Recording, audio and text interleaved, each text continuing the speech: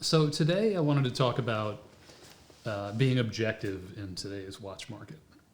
And I live here in Southern California where the secondhand market, which is where I mostly get my watches, is fantastic. There's just a constant turnover of watches, and it seems like there's always something out there. If you, no matter what you're looking at, from the highest, from Rolex and all these watches that I can't pronounce, down to Seikos and Steinhardts and San Martins and all these micro brands.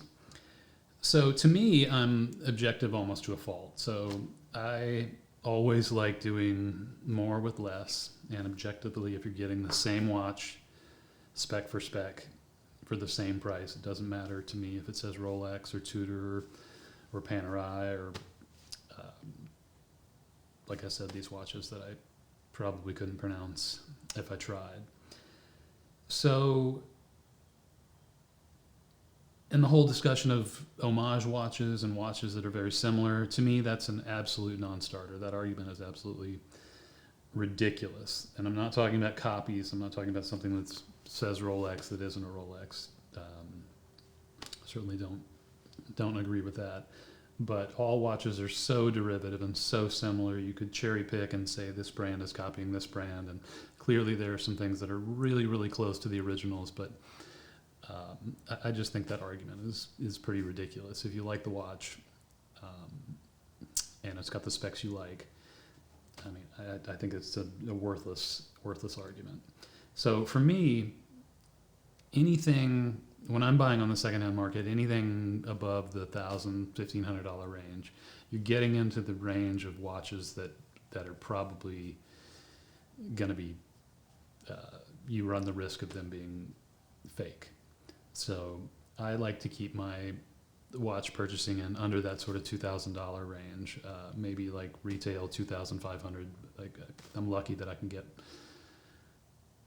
offering cash. You can get watches for a lot less out here. But to me, I'm a huge Steinhardt guy. I'm a huge Steinhardt fanboy. I have this sort of vintage inspired watch. I think this one is based on a Rolex that even if I had $1 billion, I probably couldn't find one. So to me, I love this watch. It's got great specs. It feels amazing.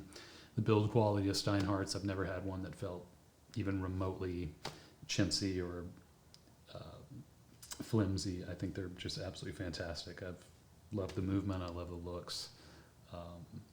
So big fanboy. I know they get a lot of crap, but I love them.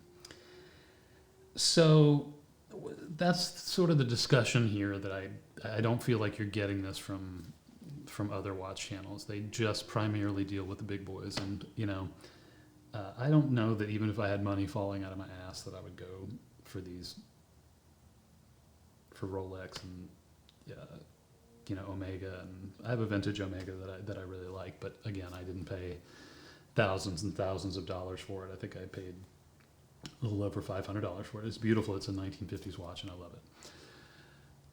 But I think being objective in today's watch market, especially with the economy the way it is the way to go. I think you should pride yourself on being smart and going for watches that are really, really good value. And I think like Steinhardt, I love Seiko, I love Hamilton, and these watches are not.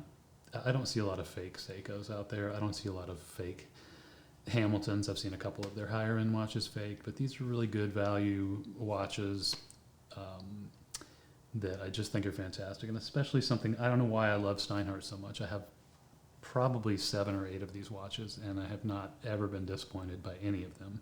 And I'm not obligated to say that under any. Nobody's ever given me a watch or anything like that. I just really, really love it. And these, I even think they're a better value than micro brands that are using, cheap Seiko movement and doing, a lot of limited editions and charging, $700 or $800 for what is objectively really not a nice watch. These watches, I think Steinhardt has Sellita movement, Baljoux, which is, I have a dual time Steinhardt, which is fantastic. It's beautiful. It's like a Pan Am inspired watch. So yeah, I mean, I'd love to hear what other people think, but for me, it's important to have videos out there that give a different viewpoint, that these watches are just not objectively worth even close to what people are paying for them. And an analogy I'll use is that I worked for the Expedia Group, travel companies who do like hotels and things like that.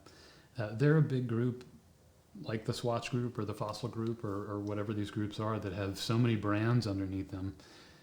And like Expedia owns Hotwire, they own Trivago, they own Hotels.com, they own Kayak, and they're offering the exact same thing with a different name on it, just marketed towards different groups of people. And I think these watch companies obviously are doing that, but I think you should take pride in seeing through that and seeing what a grift it is.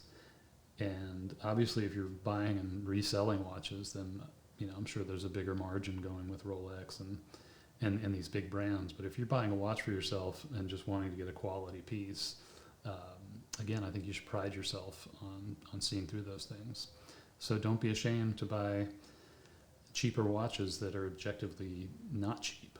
They're really nice watches. So that's my ramble.